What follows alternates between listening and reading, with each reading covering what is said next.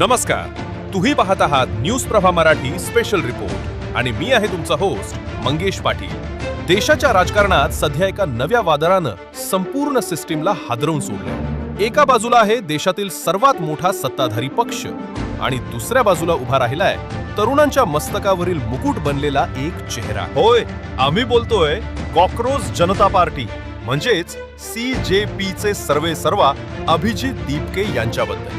मोजक्याच दिवसात मिळालेली अथांग प्रसिद्धी, देशभरातील करोडो तरुणांचा मिळालेला अभूतपूर्व पाठिंबा आणि आगामी काळात थेट सत्ता परिवर्तनाची निर्माण झालेली शक्यता, याच गोष्टी आता अभिजित दीपके यांच्यासाठी सर्वात मोठा धोका बनल्या आहेत का? सूत्रांकडून मिळालेल्या अत्यंत खळबळजनक माहितीनुसार CJPचा हा वाढता आलेख रोखण्यासाठी, हा पक्ष कायमचा बंद करण्यासाठी आता थेट अभिजित दीपके आणि त्यांच्या वृद्ध आई वडिलांच्या जीवाला धोका निर्माण झालाय। थेट सत्ताधारी पक्षाच्या गटातून धमक्या येत असल्याचा गंभीर आरोप होतोय। पहा हा विशेष रिपोर्ट। मित्रांनो, राजकारणात एखादा पक्ष उभा करायला आणि तो लोकांपर्यंत पोहोचवायला वर्षानुवर्ष लागतात, पिढ्या उलटून जातात, पण अभिजित दीपके यांनी या प्रस्थापित सिस्टीमला एक असं आव्हान दिलंय ज्याची कल्पना कुणी स्वप्नातही केली नव्हती। कॉकरोच जनता पार्टी CJP नावाचा हा पक्ष अत्यंत कमी कालावधीत देशाच्या कानाकोपऱ्यात पोहोचलाय। सोशल मीडियापासून ते थेट जमिनीपर्यंत या पक्षाची क्रेज वाऱ्यासारखी पसरते। का वाढतोय हा आलेख? कारण देशभरातील सुशिक्षित, बेरोजगार आणि व्यवस्थेला कंटाळलेला तरुण आज अभिजित दीपके यांच्या पाठीशी ढाल बनून उभा राहिलाय। तरुणांना दीपके यांच्यामध्ये एक आशेचा नवा किरण दिसतोय। पण राजकारणाचा एक साधा नियम आहे, तुमची ताकद जेवढी वेगानं वाढते तेवढेच तुमचे शत्रूही ताकदीनं वाढतात। CJPची ही वाढती लोकप्रियता आणि भविष्यात होऊ शकणारं सत्ता परिवर्तन पाहून आता प्रस्थापित राजकीय पक्षांचे, विशेषतः सत्ताधारी पक्षाच्या नेत्यांचे आणि कार्यकर्त्यांचे धाबे दणाणले आहे। आता प्रश्न येतो थेट सुरक्षेचा। जेव्हा तुम्ही थेट सत्तेला आव्हान देता तेव्हा सत्ता साम दाम दंड भेद सर्व काही वापरायला सुरुवात करते। आरोप अत्यंत गंभीर आहेत। CJPला रोखण्यासाठी, हा पक्ष कायदेशीर किंवा बेकायदेशीर मार्गाने बंद करण्यासाठी अभिजित दीपके यांना प्रत्यक्ष आणि अप्रत्यक्षपणे धमक्या दिल्या जात आहेत। धमक्या फक्त दीपके यांच्या पुरत्या मर्यादित राहिलेल्या नाहीत। जर CJP बंद केली नाही तर तुझे वृद्ध आईवडला भारतात राहतात हे विसरू नको, अशा अत्यंत खालच्या पातळीच्या धमक्या थेट त्यांच्या कुटुंबाला दिल्या जात आहेत। या राजकीय लढाईत थेट आईवडिलांच्या जीवाला टार्गेट केलं जाते आणि या सगळ्या मागे बोट दाखवलं जातंय सत्ताधारी पक्षाच्या काही कट्टर कार्यकर्त्यांवर आणि नेत्यांवर। सोशल मीडियावरील ट्रोल पासून ते थेट अज्ञात फोन कॉल्स, व्हॉट्सअप मेसेज, एका पक्षाशी संबंधित असलेल्या घटकांकडून दीपके यांच्यावर प्रचंड दबाव आणला जातोय की त्यांनी आपला हा राजकीय प्रवास इथेच थांबवावा। प्रत्येक सुशिक्षित जागृत युवा प्रश्न विचारत आहेत, जर देशात लोकशाही आहे ना, तर मग एखाद्या नव्या पक्षाला, एका नव्या विचाराला पुढे येण्याचा अधिकार नाही का? जर जनता स्वतःहून अभिजित दीपके आणि CJPला पाठिंबा देत असेल तर धमक्या देऊन त्यांचा आवाज दाबण्याचा प्रयत्न का केला जातोय?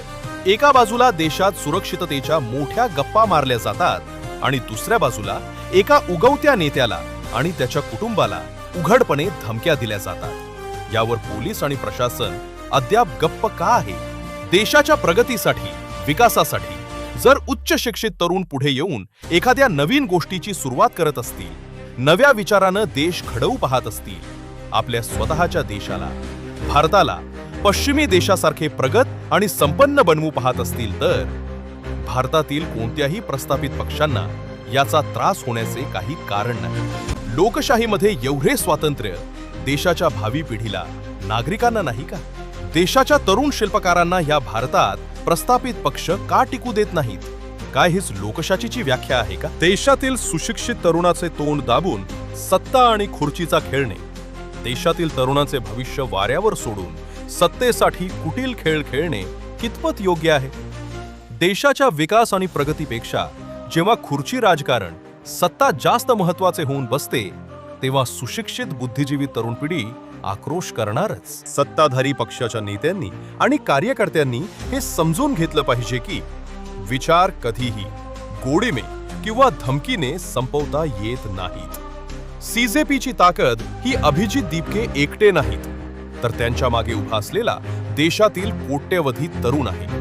पण एक गोष्ट स्पष्ट आहे, अभिजित दीपके आणि त्यांच्या कॉक्रोच जनता पार्टीने या धमक्यांसमोर झुकण्यास स्पष्ट नकार दिलाय. जितका दबाव वाढवला जाईल तितक्याच ताकदीने हा झंझावात पुढे जाईल असा आवाज सीजेपीच्या युवा समर्थकांमधून येत आहे. आता पाहायचं हे आहे की या धमक्या देणाऱ्या पक्षाच्या कार्यकर्त्यांवर आणि संबंधित व्यक्तीवर सरकार आणि पोलीस प्रशासन काय कारवाई करतं. आम्ही या संपूर्ण प्रकरणाच्या प्रत्येक घडामोडीवर बारीक लक्ष ठेवून आहोत. या राजकीय संघर्षात पुढे काय घडणार हे आम्ही तुम्हाला दाखवत राहू. डॉक्टर बाबासाहेब आंबेडकर यांच्या स्वतंत्र आणि लोकशाही असलेल्या देशातील सुशिक्षित तरुणांना आणि बुद्धिजीवी नागरिकांना आमचे काही प्रश्न आहेत, ज्याचं उत्तर कमेंट्समध्ये तुम्हाला नक्की द्यायचं आहे. संविधानावर चालणाऱ्या देशात ही तानाशाही आणि विशिष्ट व्यक्ती, धर्म, जात याचे वर्चस्व कितपत योग्य आहे?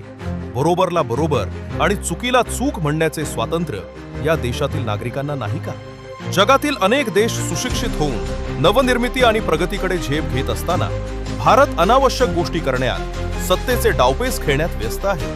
जनतेच्या सेवकांना प्रश्न विचारण्याचा अधिकार नागरिकांना का नाही?